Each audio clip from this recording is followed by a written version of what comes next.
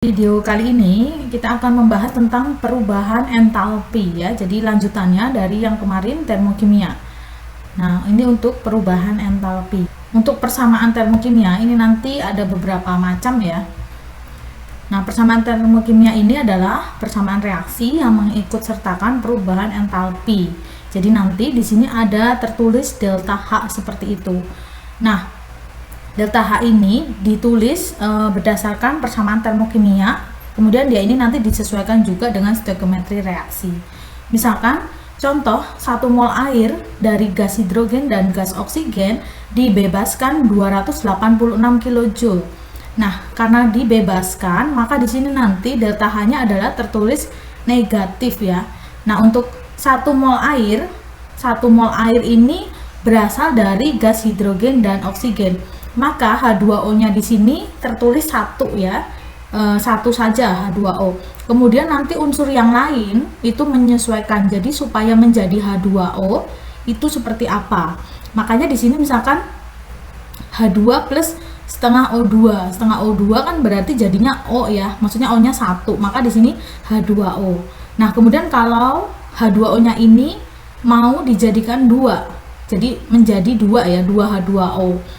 Maka semuanya ini reaksinya ini akan semuanya dikali 2 ya, jadi semuanya dikali 2. misal H2 ini jadi dikali 2, di sini jadi 2, setengah kali 2 jadi 1, 1 kali 2 di sini jadi 2. Nah, delta H nya ini juga harus dikali 2, dari yang tadinya minus 286 ini dikalikan 2 jadi minus 572. Jika koefisien reaksi dikali 2, maka delta H reaksi juga harus dikalikan 2. Begitu juga misalkan nanti dikalikan 3 atau berapa, berarti delta H-nya juga dikalikan dengan angka yang sama ya. Nah, ini untuk entalpi molar. Yang pertama ada entalpi pembentukan standar atau delta HF. Pembentukan, berarti kan delta HF itu formation ya, singkatannya dari formation delta HF. Delta HF ini dilakukan pada keadaan standar, yaitu 298 Kelvin 1 atm. Nah, semua unsurnya ini dalam bentuk standar.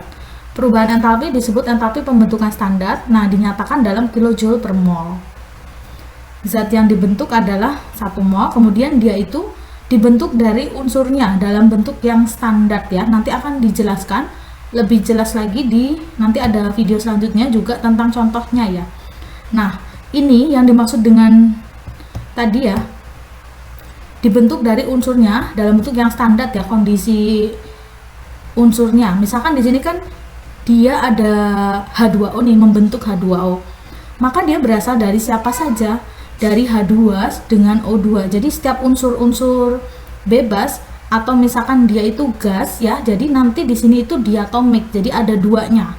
Jadi H2, O2, kemudian N2, kemudian golongan 7 F2, Cl2, Br2, I2 begitu ya. Jadi mereka semua itu kondisinya itu diatomik, jadi ada 2-nya. Jadi kita misalkan membentuk H2O, kita membuatnya itu unsurnya itu dari H2 begitu ya. Jadi kita tidak boleh tulis H aja, itu tidak boleh ya. Jadi harus dalam kondisi yang standarnya. Kemudian supaya menjadi H2O bagaimana? Berarti O2-nya nanti yang disesuaikan. Disesuaikan jadi berapa gitu kan? Dikali dengan setengah. Nah, yang ini juga contoh 2 sama ya. Cuma ini H2O menjadi ini,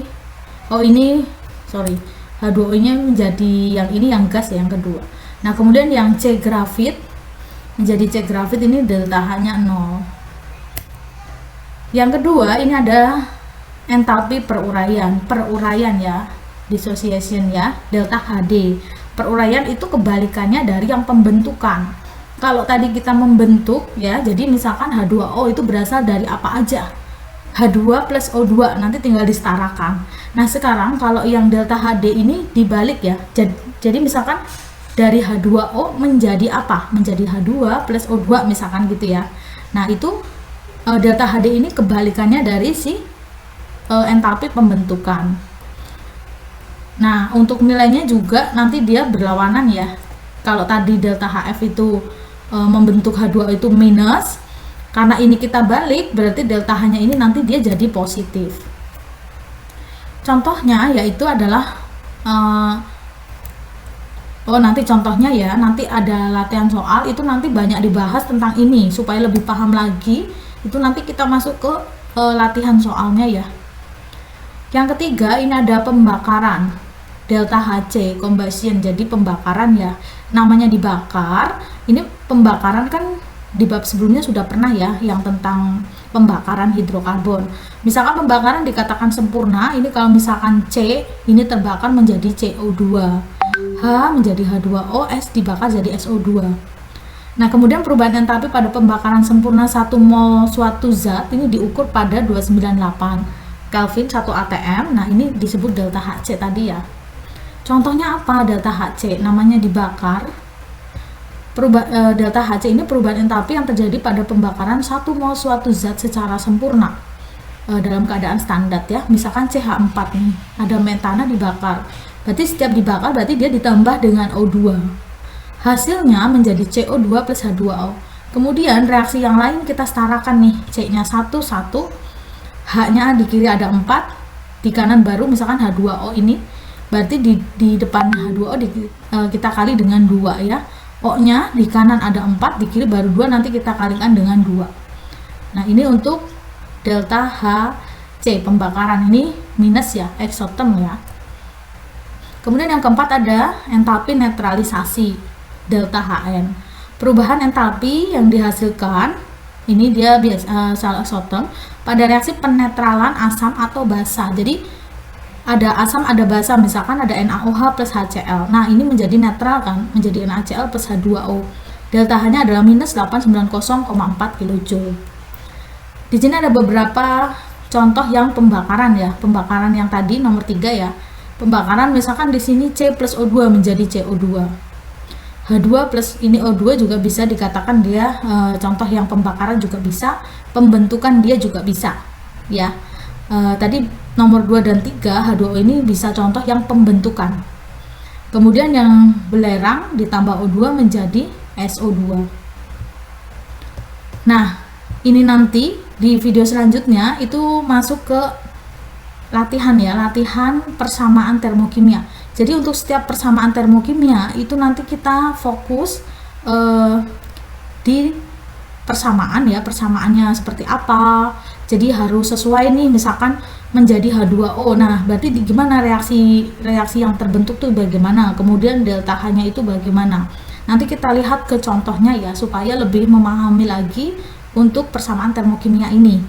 Nanti bisa disimak di video selanjutnya. Oke, terima kasih ya untuk video ini, mudah-mudahan dapat dipahami.